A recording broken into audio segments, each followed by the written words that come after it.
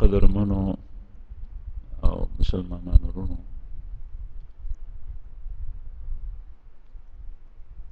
غزوة الرجی سیرت سلسلہ کے بیانے دا رسول اللہ صلی اللہ علیہ وسلم صحابہ لس کسان د بعض قبائلو دی وینا باندې چې یا رسول الله مونږ سره څوک واستو چې مونږ ته دین وکړي، مونږ دین زده کول غواړو چې مونږ ته دین وکړي. رسول الله صلی الله علیه وسلم لس کسه صحابه واستو، او دویم قول دا بیان شو چې د قریشو د قافلو حالات معلومولو دپاره یې استول. د هغې تفصیل په ابتدا کې تاسو ته بیان شو. هغې کې اته کسان صحابه په هغه ځای باندې شهید شول او دوه کسان مشرکین ځان سره مکې ته بوتلي. یو خبیب ابن عدی رضی الله عنه او بل زید ابن دسنه رضی الله عنه. حضرت زید رضی الله عنه تازه په تازه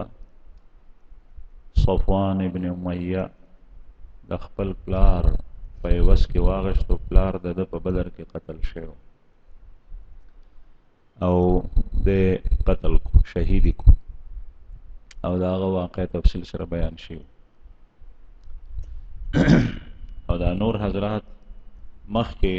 د مشرکینو سره چې د هغې تعداد 200 او دی په مقابله کې لس تنان شهیدان شول. بل حضرت خبیب ابن عدی رضی الله عنه د ځان ورکړو مشرکینو ته، لکه څنګه چې حضرت زید رضی الله عنه ورکړو.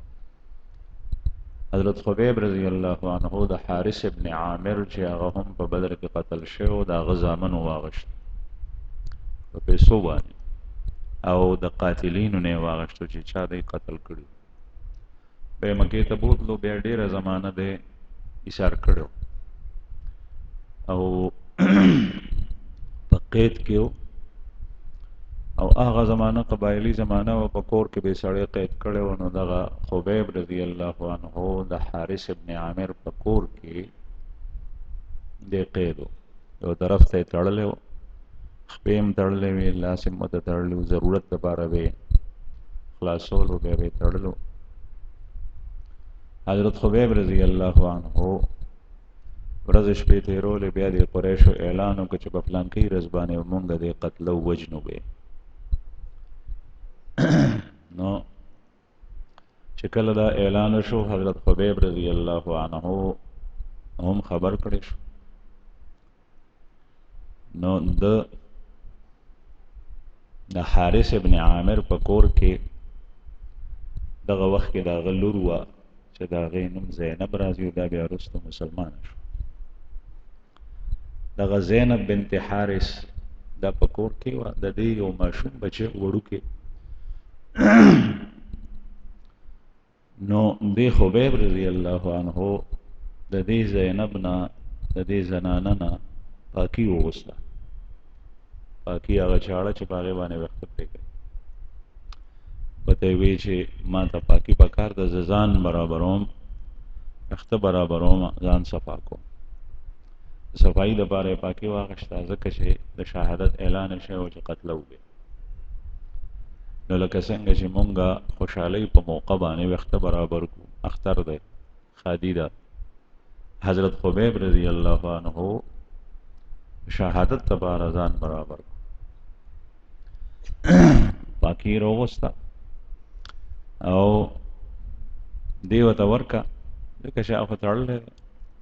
څه کولی شي نه. د دې مشرکینو واقعات چې تاسو ولولئ، نو بعضې خبرې چې نن سبا هغه مسلمان هغه نه کوي، او دې مشرکینو به هغه کول. یو دا دې نه اندازه ولګوئ چې پاکي ورته ورکړه، ټیک ته واخله. د دې زنانه خیال نو د دې بچی ماشوم په خړپوسو باندې حضرت خبیب رضی الله عنه ته ورسېدو. ماشوم خو ماشومي چې څنګه هغه ته ورسېدو، نو هغه ماشومانو سره هر یو سړی محبت کوي، مینه کوي، شفقت کوي پې باندې. د واغشتو او ځان سره په دې زنګون باندې کېنول. ناڅاپه د دې زنانه په هغې خپل بچي نظر شو، په هغه باندې نظر شو، هغه جوړې وارخطا شو، رنګ یې زیړ شو، ځکه چې حضرت خبیب دا کافر د حضرت خبیب دشمنانو او دی د دی دشمن، او بیا د دشمن سره بچی رسېدلی دی او د دشمن په لاس کې دغه وخت کې چاړم ده، پاکیم ده. هغه خو چې د ماشوم په مرګ راکاږي خو هغه ساعت به ختم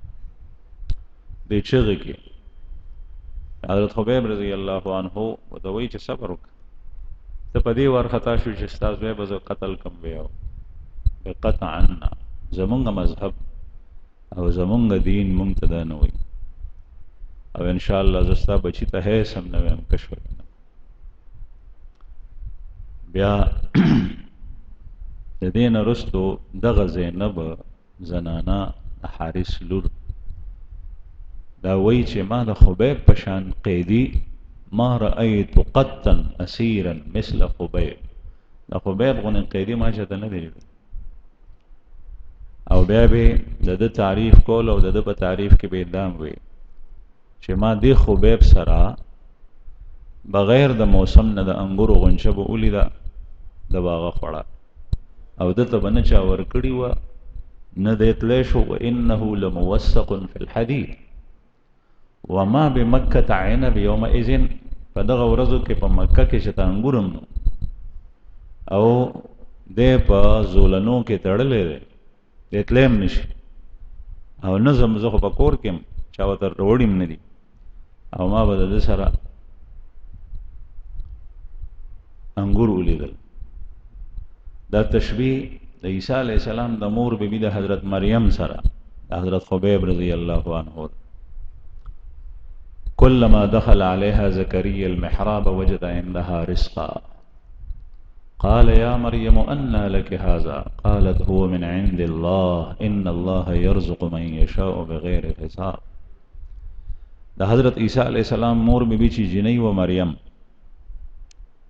او عیسی علیه السلام بغیر پلاره پیدا دی، تاسو ته پته ده قرآن کریم کې دغه تذکره ده. او دغه حضرت مریم بیبي خپل مور وقف کړي و جمعات لپاره بیت المسجد، خدا وقف هغې د دې د ولادت نه مخکې منلی و. د هغې خیال الله چې زما به زوی پیدا شي او زه به دا جمعات ته ورکوم، خدای ویلو چې الله ما نه چې کوم بچی پیدا شو هغه به زه جمعات ته وقف کوم. چې کله دا پیدا شو دا جنۍ و نو دا حیرانه شو چې دا خو جنۍ ده، او سره د هغې نظر یې چونکې منلی و په هغې باندې کلکه ولاړه و نو دا یې وقف کړي و. نو دا به حضرت زکریا علیه السلام چې د دې د ترور خاوند د حضرت مریم بیبي زکریا علیه السلام پیغمبر د هغه وخت په بیت المقدس کې الله جل جلاله د مسلمانانو ته غیرت ور نصیب کړي چې د اسرائیلو د یهودو نه راخلاص کړي، لکه څنګه چې زموږ مشرانو خلاص کړی و. حضرت عمر فاروق رضی الله عنه، سلطان صلاح الدین ایوبی رحمه الله، دغه بیت المقدس کې به دا ساتل یو کوټګۍ کې دننه ور به ورپسې بهر نه بند کړو چې دې بچی ته څوک تکلیف او ضرر ونه رسي. هغه وخت کې زکریا علیه السلام باندې چې شاه ایمان راوړ او صرف دغه خلک به جمعات ته راتلی شو چې زکریا علیه السلام به دې څخه دننه شو، ور به اخلاص کو به کتل نو دې سره به انګور پراته. نو حضرت زکریا علیہ السلام د الله پیغمبر او تپوس به ته وک ان لک هذا دا چا راوړي، قالت هو من عند الله، غیب وی چې دا الله جل جلاله راکړي. دغه وخت کې د غي تربیت په داسې کورنۍ کې شوی چې مشران نیکانو انبیاء یا خدامو د بیت المقدس نو د نیک کورنۍ اثرات په اولاد باندې خکېږي او د بد کور اثرات په بچو باندې خراب کی. په کوم کور کې چې مور او پلار جبه غلطه استعمالی، د حیا د غیرت د پردې زنانه د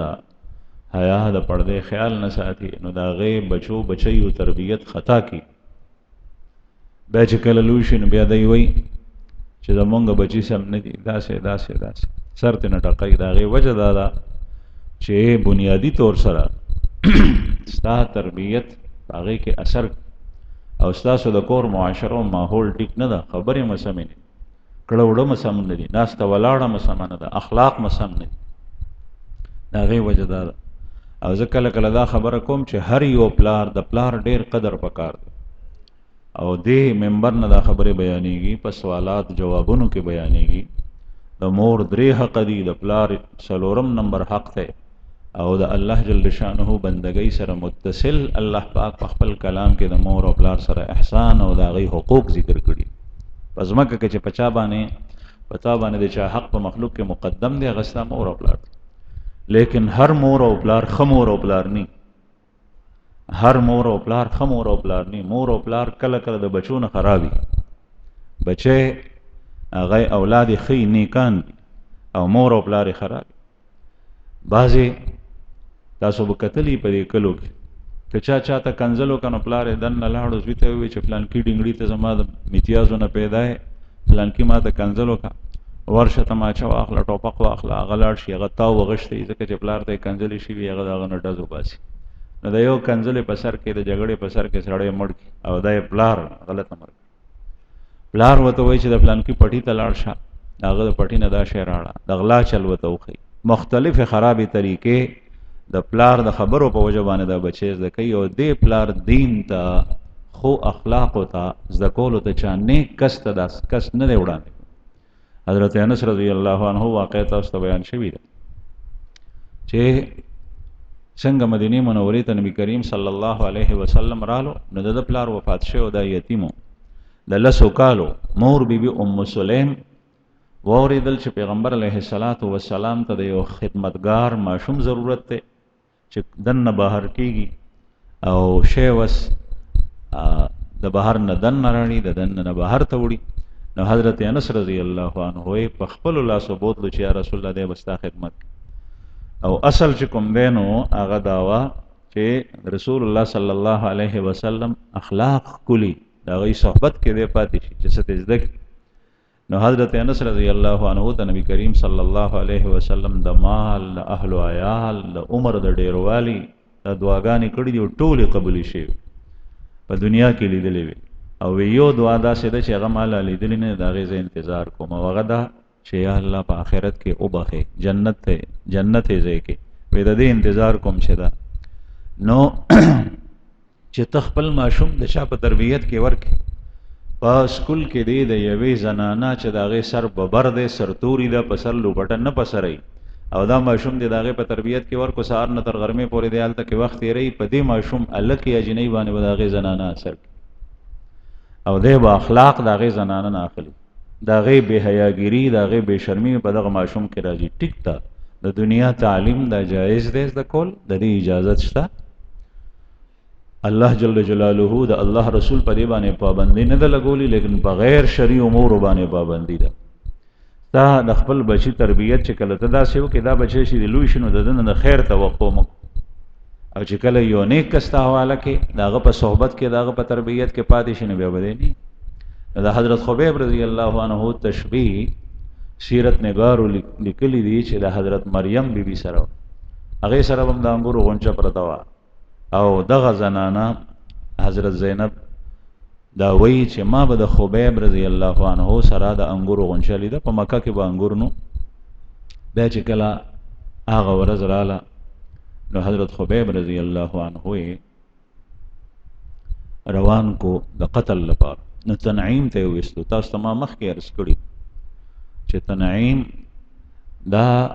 مکې مکرمې د حرم د حدودو سره هغه حل دی، یعنی د حرم نه بهر چې کوم حل ځمکه د هغې ته حل وایي، چې هغه د مکې سره ډېره نږدې ده، د خانه کعبې سره تقریبا 3 کیلومیټره کې ده. نو دلته راوتل آسانو. دې مشرکینو دې ځای ته ولیستو، او کافر، خو د حرم او د تقدس خیال کولو چې حرم کې به څوک نه قتلوي، دا شی پکې و، کافر و، دا شی ورته څه پیدا نه ورکوي. لیکن تاسو اندازه ولګوئ چې د خانه کعبې د تقدس د احترام دومره خیال کولو چې، او په مسلمانانو کې په دې امت اسلامیه کې داسې خلک تیر شوي دي چې هغوی قتل و قتال کړی دی خانه کعبه سره نږدې. نو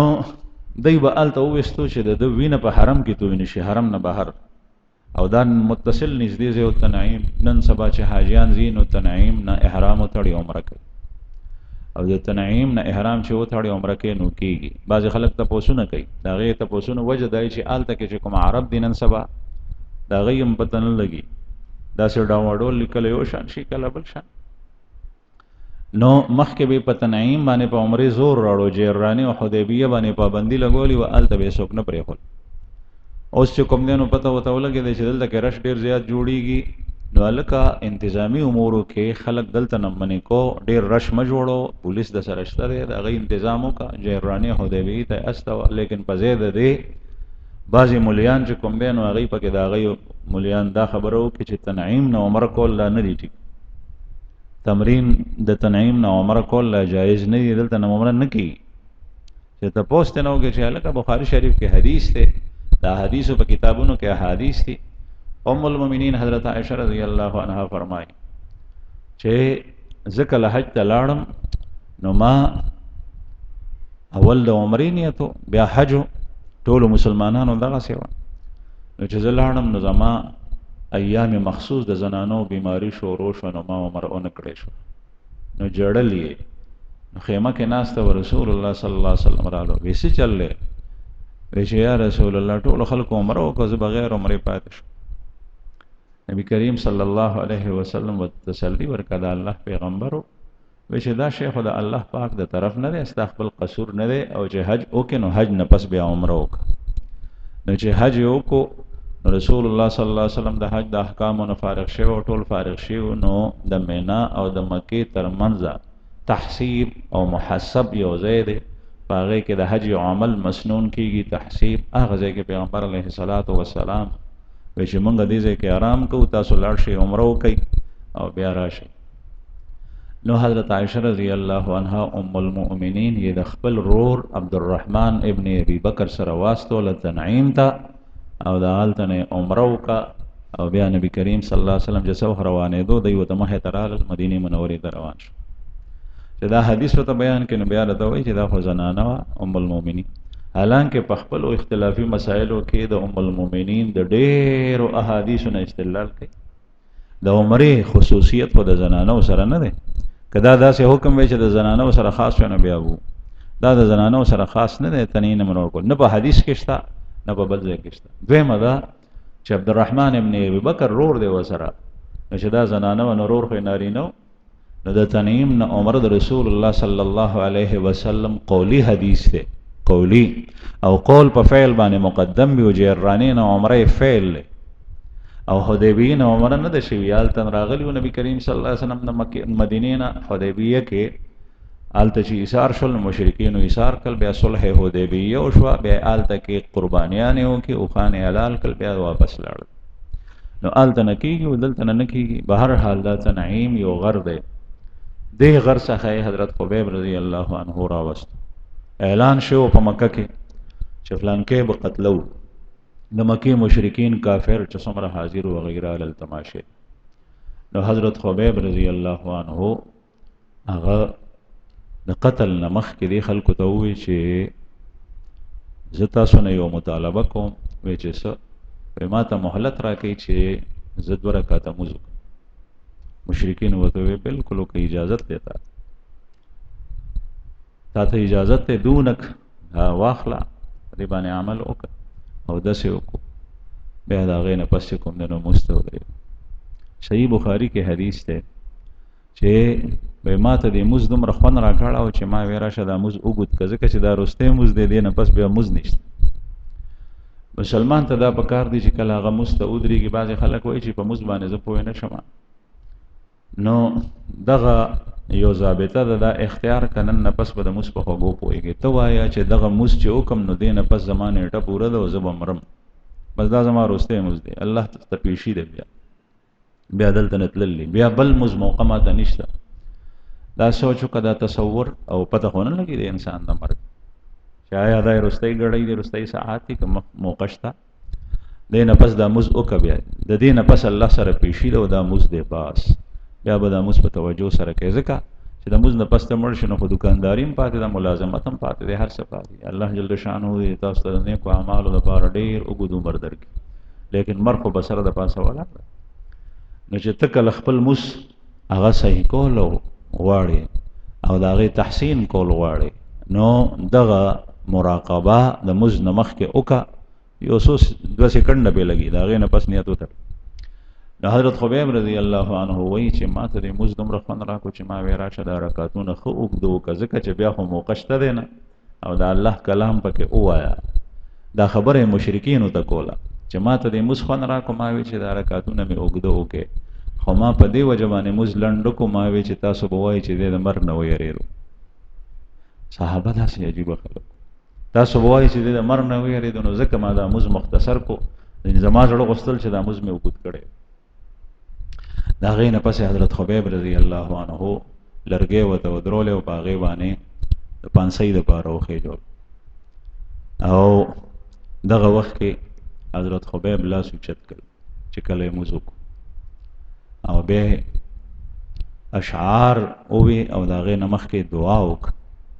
او دا اشعار د هغه خپل او دعا یې دا وکړه اللهم احصهم عددا واقتلهم بددا ولا تبق منهم احدا یا الله دا یو رونیسي او ټوکړې کې او په دې کې څوک هم مه پرېږدي مشرکینو په دې کې چې مسلمانان شول نه خو مسلمانان او مشرکین په جنګونو کې قتل شو دا دعا یې وکړه نو دا دعا چې وکړه نو دغه وخت کې ابو سفیان سره زوی د هغه معاویه دیم تللی دا دواړه بیا وروسته مسلمانان شوي دي حضرت معاویه نه مراد امیر معاویه رضی الله عنه دغه وخت کې په حالت د کفر کې دی هلکو وایي چې زه پلار سره تللی نو چې څنګه دا دعا وکړه د کافرو د قتل حضرت خبیب رضی الله عنه وی ما ته پلار وایي چې سمله په ځمکه یې سملولم په اړخ باندې هغه زمانه کې د مشرکینو دا دستور نن سبا هم بعضې څیزونه شته دی په خلکو کې دغسې ښځو مشهور کړي یا بعضې سړو مشهور کړي چې داسې وکړي نو بیا به داسې چې داسې وکړي چې په کوټه په بلۍ دي کارغه کښېني نو بیا داسې چل وي داسې وي او چې سترګه دې ورپي نو بیا مېلمه را روان وي بیا فلان کوي او بیا ډنګړي دا ټول فرضي خبرې دي مشهورې شوي دي هسې د دې هېڅ ثبوت نشته د دې وهمیاتو نه ځان ساتل پکار دي ماښام نه پس به جارونه وی چې مسافر د کور نه وځي نو هغه پسې به زر جارونه وی ځکه چې د دې مطلب دا شو چې پتا جارو راشه نو دا یې د ځان نه خبرې جوړې کړي دي ښځو د دې ثبوت نشته شرعاً او د دې نه منې کول پکار دي زنانه ځکه چې دا وهمیات دي توهم پرستي دې نه کفر او شرک جوړېږي د دې نه ځان ساتل پکار دا وهمونه او خیال کښېنئ دغه ځای کې مخکې مه راځه کښېنه رستو چې راځئ نو رستو کښېنئ نو توهم پرستی و دا نو هغه زمانه کې په مشرکینو کې دا وه چې کله داسې یو نیک کس دعا وغواړي او بیا په داسې پاک ځای کې وغواړي دوی ته خو پته وه چې دا مسلمانان بیا خصوصا ابو سفیان د هغه په زړه کې د ډېر وخت نه مخکې چې کوم دی نو حقانیت د رسول الله صلی الله علیه وسلم پرېوتی و او د دې اقرار او اعتراف هغه په 7 کال د هجرت د محرم په میاشت کې قیصر روم سره چې مخامخ شوی او په هغې کې یې کړی دی چې زما زړه کې پرېوته چې رسول الله صلی الله علیه وسلم دا معامله به اوچتېږي دته به الله ترقي ورکوي او دی به په ټولو غالبېږي او دې وخت نه زما په زړه کې ایمان هم راننوتی او اظهار یې نه کول نو بهرحال د حزبي ته وایي چې پروزه په ځمکه نو دا هغه ټایم کې د دې خلکو دا خیال و چې کله داسې کس دعا وغواړي او په ځمکه پرېوتې نو هغه مصیبت نه به ته بچې او که ولاړ پاتې شو نو بیا به در باندې دا مصیبت راځي نو وایي ما ته پلار لاس را باندې کېښول دي کوي راکړه چې پروزه په ځمکه هله بهرحال حضرت خبیب رضی الله عنه دی شهید چې کومه کس د هغه په بدل کې دی غشتی شو حارث ابن عامر د هغه زوی عقبة ابن الحارث روایاتو کې راځي کتابونه لیکلي دي چې هغه دی قتل کړی او اول یې په پانسۍ کو پورته په لرګي سره یې ځوړند کو او بیا چې کوم دی نو په نیزه باندې په شل باندې په خېټه کې ووهلو نو عقبه ابن حارث دی وهلی عقبه ابن حارث وایي چې ما نه دی وهلی زه ماشوم هم هلک وم ماشوم نو خو هلک زلمی نو وایي ما ته دی وی نو زه نه وړاندې کېدم نو یو کس رالو او هغه ما ته په لاس کې نیزه راکړه او ما ته یې وی چې شابه ستا پلار قتل کړی دی نو ته به یې قتلې نو لکه څنګه چې نن سبا د چا قاتل د مقتول زوی هلک وي ماشوم یې هغه تماشه ورکړي چې دا سړی وله نو دی وایي چې ماته په لاس کې نیزه راکړه، ماته یې وایي چې شاباس دی قتل که. نو وایي هغه سړي راته نیزه م راکړه او زما لاس هم هغې سړي په وړاندې لیکلو او زور ټول قوت ټول د هغه و، ما نه غوښتل خو په ما باندې په زوره دا کار و. نو حضرت خبیب رضی الله عنه هغه دی شهید کو. بیا دغسې هغه لرګي سره دی څلوېښت ورځې ځوړند و، څلوېښت ورځې. د حضرت خبیب رضی الله عنه د دې واقعې نه یو څو خبرې معلومېږي. علما وایي یو خبره ده چې د شهادت او د مرګ نه مخکې د خپل ځان صفا کو، صفایي وکړه. او انسان ته پکار دی دا سنت د دې حضراتو دي چې کله د آخرت ته ځي په ځان باندې پوه شي نو د هغې نه مخکې چې کوم دی نو خپل بدن صفا کړي، غیر ضروري ویښته هغه د ځان نه لرې کړي. او چې کله دی ژوندی وي روح به صحت وي نو هغه وخت کې هم غیر ضروري ویښته دا چې کوم ویښته د پرې کولو دي د نوم نه لاندې د ترخونو وغیره دا په څلوېښتو ورځو کې یو ځل اغوښتل واجب دي. بعضې خلک د دې اهتمام نه کوي، په مخ باندې به دا به سړی نن سبا سړي خو عجیبه سړي دي، د هلکان بیوټي پارلر ته ځي او دا مې اورېدلي دي په هغې کې کریم پاوډر په ځان باندې مږي لکه د ښځو، حالانکې دا د ښځو کار دی خو د شرمېږي نه، په ده کې حیا نشته، په ده کې غیرت نشته، بلکې ده ته خو د ده ضمیر دا وایي چې د دې ښځو غوندې ځان جوړ کړه چې دی څنګه حرکات کوي داسې حرکات کو، دی چې څه کوي نو هغسې کوو، نو ځان سوتره را سوتره کړي. لیکن چې کوم د بدن حصه په هغې باندې د انسان نظر نه پروزي د هغې د صفایي اهتمام نه کوي، د هغې پروا نه ساتي، ځکه چې هغه په کپړو کې پټه ده او خول خو خلکو ته دي چې د خلکو نظر را باندې پروزي. الله جل جلاله ته خو کول نه دي. حالانکه د مسلمان هر یو کار د الله لپاره د ده پټ حالات د ښکاره حالاتو نه بهتري، ځکه چې دلته د مخلوق سره رابطه بالکل نشته دی، د الله جل شانه سره رابطه د ده شپه د ورځې په مقابله کې ډېره ښه د شپې الله ته ودرېږي عاجزي و زاري وکړي، دا د مؤمن حال. او که دی د ورځې نیک اعمال کوي، نیک اعمال کوي، بعضې پکې نیک اعمال کوي ښه خبره ده، لیکن د ورځې کوي او د شپې نه کوي، ښکاره کوي او پټې نه کوي، د خلکو په وړاندې کوي او یوازې نه کوي، دې نه معلومېږي چې په ایمان کې فرق، ځکه چې دی د الله دپاره نه کوي، که الله دپاره یې کولی نو الله خو په خلوت کې هم دی لکه څنګه چې په جلوت کې دی. نو دا ویښته اغوښتل په څلوېښتو ورځو کې دا یو ځل واجب دي، یاد ساتئ. د ترخونو ویښته د نوم نه لاندې ویښته دا باخلي. او بعضې حضرات وایي چې د څلوېښتو ورځو نه کم کې واجب دي که چېرې د چا ویښته زر زر لویږي، دغسې نوکونه دا نوکونه باخلي، څلوېښتو ورځو کې یو ځل اغوښتل واجب. او که چېرې د چا خاوره ګرمه و د هغه ویښته او نوکونه زر زر لویږي نو هغه ته پکار دی چې 20 ورځو کې یا چې څومره زر لوی شول نو په هغې کې واخلي. یو دا. دویم دا چې د مرګ په وخت کې چې مړ کېږي نو اوس الله جل جلاله څخه ځې او خپلو اسلافو او مشرانو سره ستا ملاقات کېږي، که ستا ایمان نصیب شو نو صفا لاړ شه د دنیا. دا حضرت خبیب رضی الله عنه دا خبره ښکاره. دریم دا چې ماشومانو باندې ترحم کول پکار دی، که هغه د کافر بچی ولیني، د مشرک بچی ولیني، ځکه چې هغه مکلف نه دی. حضرت خبیب رضی الله عنه قتلیږي، د شهادت اعلان یې شوی دی، سره د دې د یو کافر ماشوم د هغه لاس ته راځي نو دغه وخت کې خو سړی وایي چې راشه د چا نه بدل. او نن سبا په مسلمانانو کې بعضې ځایونو کې داسې حالات څرګند شي چې د پلار سره یې دښمني وي نو د هغه بچی ماشوم چېرته وویني نو هغه قتل کړي یا یې بوځي یې غوايي. دا زړه کې زیږرورتیا ده، ظلم دی او رحم خوشته ترس خوشته دی نه. په هغه ماشوم نه زور وباسي، په هغه خپل بړاس وباسي، په هغه غوسه سړک. لیکن دین اسلام دا خولی دی چې په ماشوم ته بس نه وي. نو حضرت خبیب رضی الله عنه هغه زنانه ته تسلی ورکړه. دریم د دې واقع نه دا معلومه شه حضرت خبیب رضی الله عنه چې کله دې کافر وبوتلو نو ورته وویل چې ما ته اجازت راکړئ چې زه 2 رکعته لمونځ وکړم او د هغې نه پسې دعا وکړه. دا سنت ړومبی جاری شوي دي د دې حضرت خبیب رضی الله عنه. د دې نه مخکې داسې ثبوت چېرته نو چې د شهادت نه مخکې او د قتلولو نه مخکې 2 رکعته سنت حضرت خبیب رضی الله عنه د اجرا وشو. دې نه معلومیږي چې عمل له صحابي هم په شریعت کې حجت دی، دلیل دی. دا د رسول الله صلی الله علیه وسلم د زمانې واقعه ده، که چېرې دا منع وی پیغمبر علیه السلام پې نکیر کړو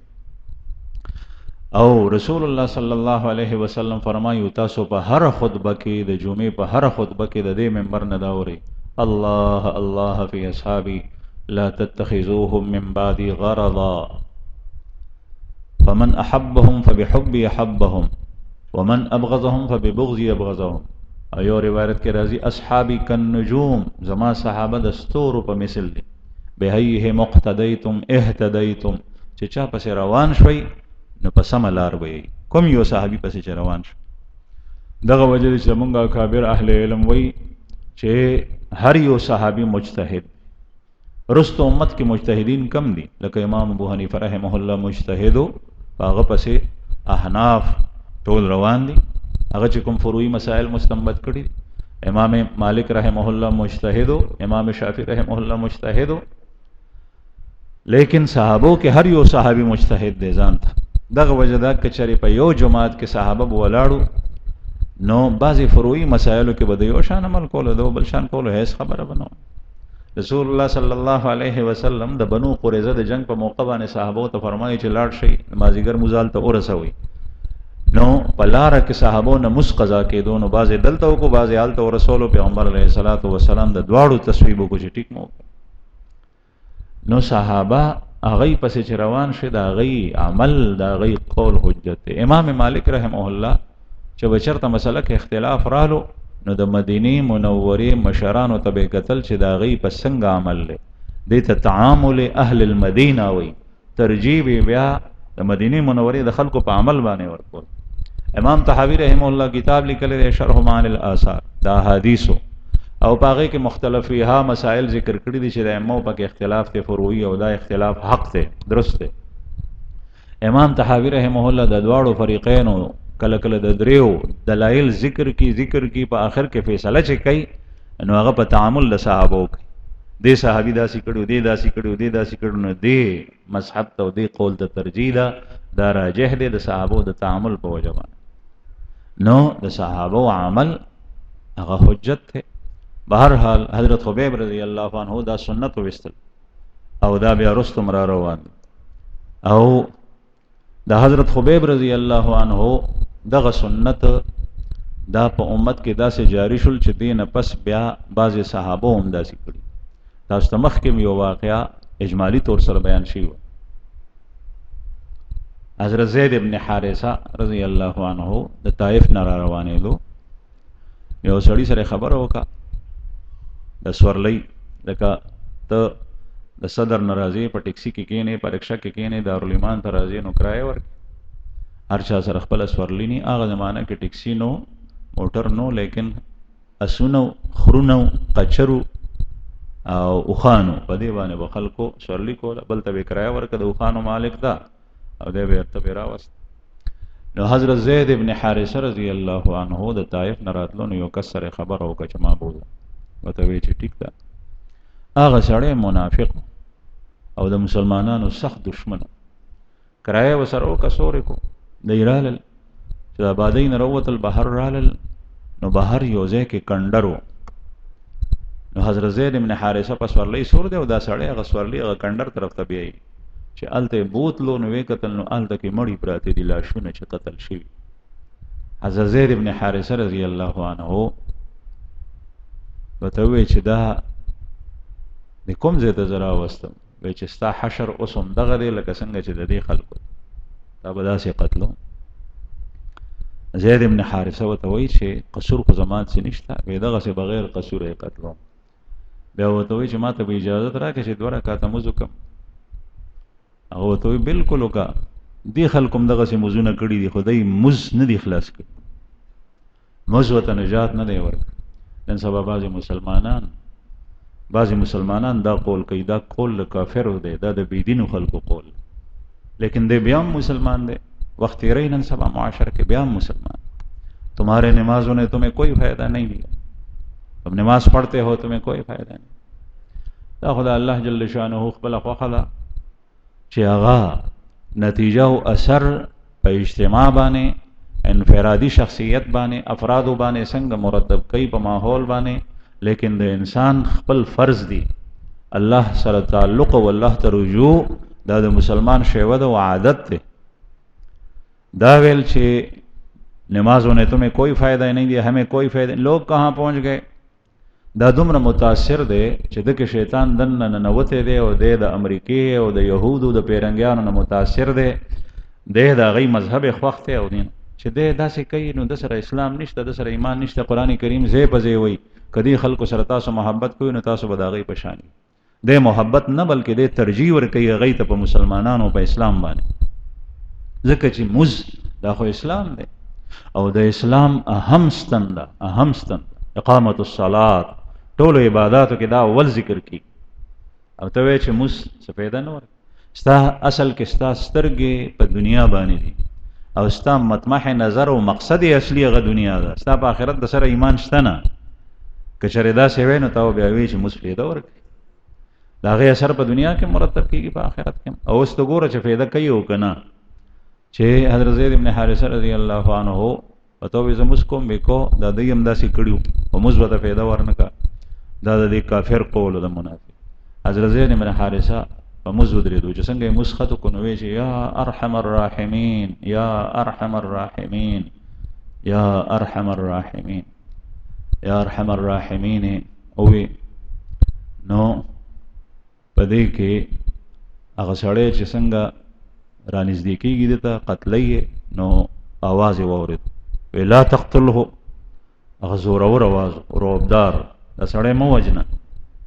دا رستو شو دا کافر چې دا سوق دي چې وی قتل سوق نشته، بیا وړاندې کېدو قتلول نه بیا په आवाज شو دا غینه تیز لا تقتله مې قتلو. بیا چې کوم دینو په باندې بیا د قتل اراده وکړه چې وی قتل سوق نشته دی او یریدو غبراو شو د مخ کې نه ډیر په بیا اراده وکړه چې په دریم ځل یې اراده کوله نو دغه وخت کې د منافق نصر خطه پریوته او تنه بیل پریوته او حضرت زید ابن حارثه رضی الله عنه هغه بچ. حضرت زید ابن حارثه چې ګوري چې دا چا وکړ نو سړی ولاړ دی وته وی چې تسوق بيزا الله جل جلاله د دې لپاره راواستولم چې دا سړی قتل کوم او ستا حفاظت وشي ته محفوظ پاتې شي. او تا چې کله رومبي ځلبانې وی یا ارحم الراحمین زنزه په اوم اسمان کې او تا چې په دویم ځلو وی یا ارحم الراحمین نو ز سماء دنیا دنیوي اسمان کې او تا چې په دریم ځل یا ارحم الراحمین وی نو دغه وخت کې زه د سره ولاړو د سره مې قتل. دا فرښتہ و د الله جل جلاله د مدد لپاره راغلی و. دا انسان سره د الله پاک دومره مدد دی فرښتې وړاندې رستوزی، لیکن موږ خپل مهربان رب بیا هیر کړی دی. اکسیډنټ داسې وشي چې دا غیر نه بچ پاتې کېدو بچ پاتې کېدل ناممکن وي، سړی بچ ماشوم دومره ماشوم چې لوی کس زنانه نارینه منډه واله شي ځان بچ کولی شي، هغې سیلاب یوسي، هغې په اکسیډنټ کې لاړ شي ماشوم بچ پاتې شي. الله جل جلاله دا خی هغه خو په هر څه باندې قادر دی. په حقیقت کې موږ خپل مهربان رب پیژندلی نه دی. ورته یې وی چې دریم ځل چې وی نو زه د سره وم بیا نو د فرښتو رفتار ته وګورئ. یو دویم دا یو روایت کې راځي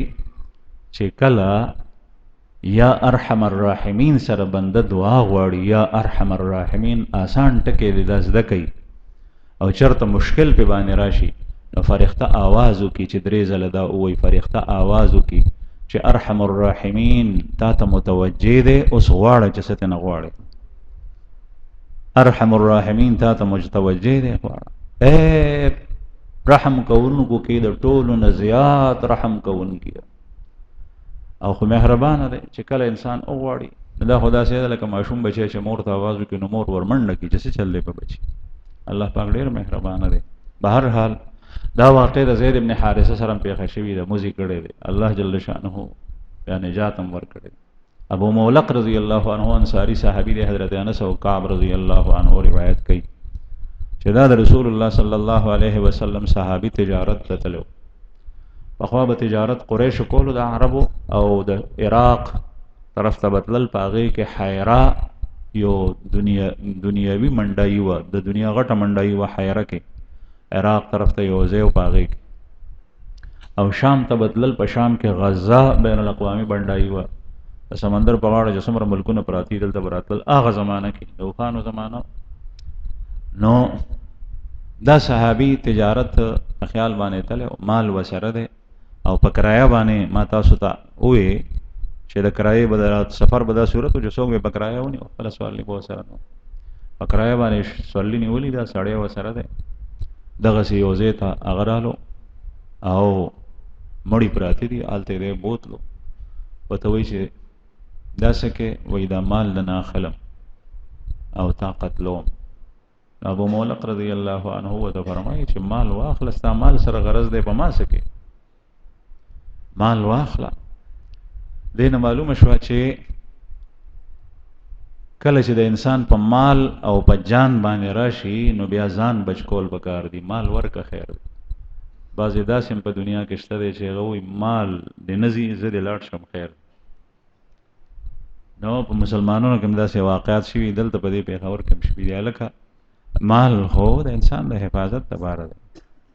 چې ته لاړې نو په مال څه کوې مال بیا پاتې شي تا نو اول د مال حفاظت کو لیکن چې مال او جان دې په خطره کې شي نو بیا ځان واخله مال پرېږده او چې جان او عزت دې په خطره کې شي نو بیا جان لاړ که او عزت محفوظ که ستا زنانو باندې څوک لاس اچوي ستا کور ته څوک را دننه کېږي دغه وخت کې د هغه عصمت هغه مقدم بهر حال دی ورته وایي چې ستا مال سره غرض دی نو مال واخله او ته په ما څه کوې هغه ورته وایي چې نه مال به دې مخلم او تام وجنم تا نه پرېږدم ابو مولق رضی الله عنه ورته وایي چې ښه بیا داسې وکړه چې زه یو 2 رکعته مونځ کوم ما ته اجازت راکړه هغه ورته وایي 2 نه ډېر وکړه خو د دې مونځ نه پس به دې قتلوم دی ورته وایي دی په مونځ باندې ودرېدو چې مونځ یې وکړو نو د مونځ نه پس دعا غواړي یا ودود یا ذا العرش المجید یا فعال لما يريد أسألك بعزتك التي لا ترام وبملكك الذي لا يضام وبنورك الذي ملأ أركان العرش أن تعصمني من هذا اللص يا مغيث أغثني دا دعای اوه او دې دعا سره چې کوم دی نو هغه کس چې وی کتل نو د هغه نه سر چا پرې کړو او دغسې مقتول پروت و چې چا کوم غل چې دی قتلول او د دې دعا په باره کې راځي چې دا دعا اوس هم چا ووایي نو الله جل شانه یې مدد کوي یا ودود یا ذا العرش المجید یا فعال لما يريد أسألك بعزتك التي لا ترام وبملكك الذي لا يضام وبنورك الذي ملأ أركان العرش أن تعصمني من هذا اللص يا مغيث أغثني نو دا دعای هغه سړی قتل شو نو حضرت عمر رضی الله عنه بچې کله حضرت خبیب رضی الله عنه یاد کو نو بیا به وی چې د الله جل شانه زید ابن حارثه رضی الله عنه چې به یاد کو نو وی چې الله جل شانه کله کله د انسان مدد کوي او کله په ژوندم کوي کله په مرګم کوي بهر حال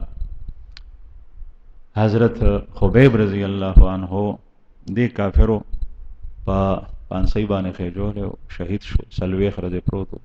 رسول الله صلی الله علیه وسلم ته څنګه اطلاع لاړه پیغمبر علیه الصلاۃ والسلام 2 صحابه راوستو یو د خپل ترور زوی دی حضرت زبیر ابن عوام رضی الله عنه او یو شاه سوار د رسول الله صلی الله علیه وسلم دی حضرت مقداد ابن الاسود رضی الله عنه دایته سونه ورکل وی چې تاسو لاړ شئ او د خپل مرګري د مړی راړی لاش دنه دا مسله معلومه شوه چې مسلمانانو ته پکار دي چې خپل مرګري رور مجاهدین په جنگ کې او یا مسلمانان کافر مسلمانان وجلی نو د خپل رور لاش په کافرو ته نه پریدي هغه نه وي دې کې خطر وي د خپل سره د ژوندوم لیکن د دواړې واسطو د پاسونو باندې تیز راغل د شپې د ځان رو رسول دې زید تنعیم مکه مکرمه د نږدې چې وی قتل نو